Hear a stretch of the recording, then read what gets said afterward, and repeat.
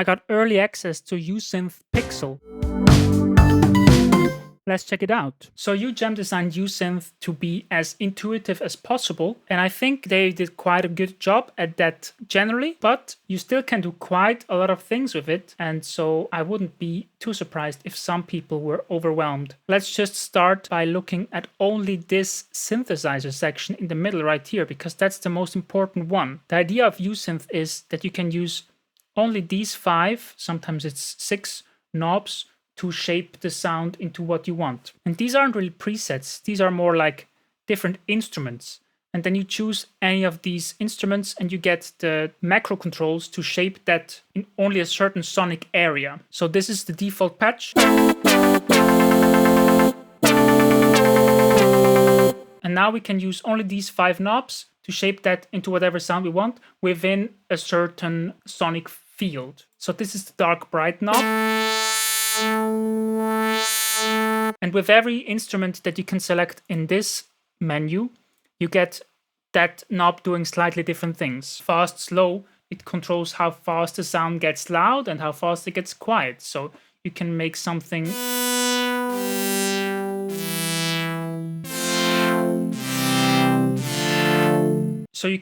that feels more like bowed strings, pad-like sound, or you can make something with a way sharper attack. And this is also contextual, so depending on what instrument you're working with, this might turn it into a pluck. And then you have these 3 macros, which are not the same in every instrument, and they let you shape the sound in a bit more detail.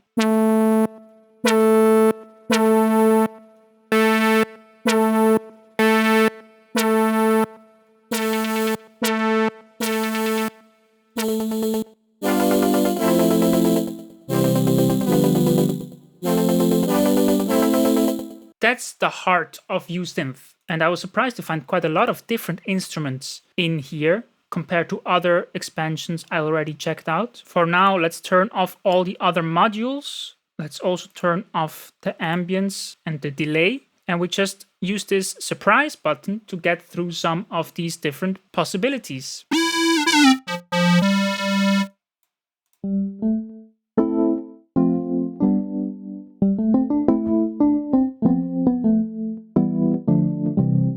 See, this is so surprising in a nice way to me. I was expecting this to be just like an 8-bit sound machine, but that's definitely not what it is. Actually, there's some very tasty things that I like a lot, like FM keys or simple synth flutes. These are sounds I enjoy quite a lot, and you will find plenty of those in here.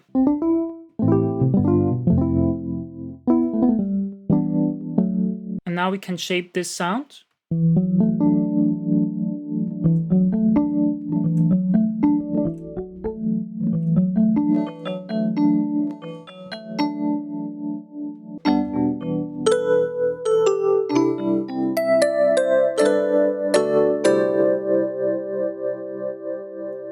With controls that you should be able to understand or just figure out by trying them out.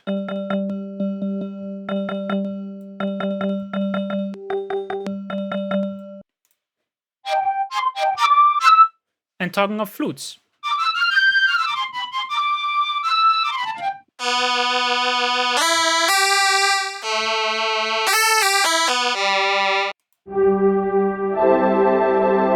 Wow.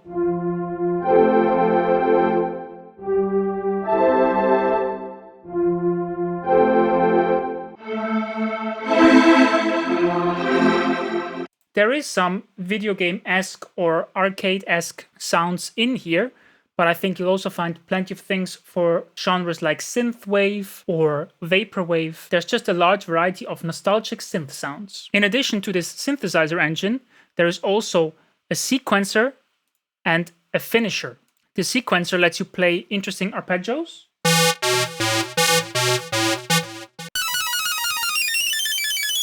And the finisher lets you apply effects. Something I would prefer is if they would organize these effects by type. Not sure what they mean with single, dual, or quad.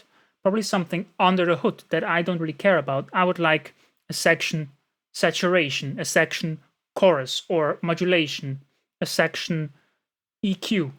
That would be a lot more helpful to me. And this is doing quite a lot under the hood again. These are all more or less macro controls. I think naming schemes like these are good for happy accidents, but they're not very good for an efficient workflow. And I think the whole idea with this is an efficient workflow. I did make some other demos. For example, this one right here. We have a bass from the Street F bass engine. We have this magic shroom pad. We have a tremolo toy piano.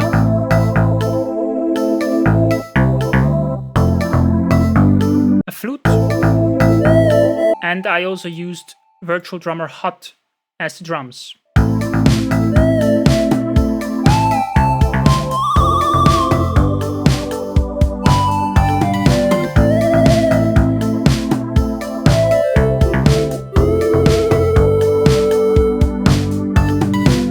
As you can see, I think these sounds are quite versatile and also charming. I was quite surprised by how much I enjoy working with these sounds. I also prepared a second demo where I use a bit, there is even like drums in here. So I made this kick with the kick maker, this snare with the snare maker. I used the cymbal maker for some hi-hats, some toms. And then there's this very interesting ARP. If you just hear it like this, you might not be sure how to use it in your music, but it's perfectly timed to the BPM.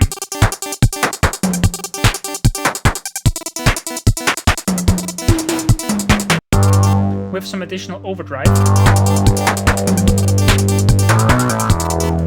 And then we finish off with lo-fi line and these lo-fi horns. Let's check that out.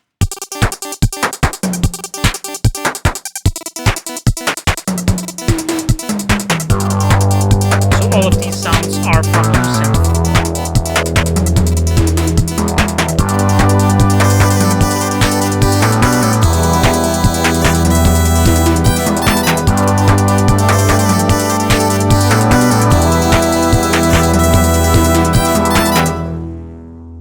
That's cool.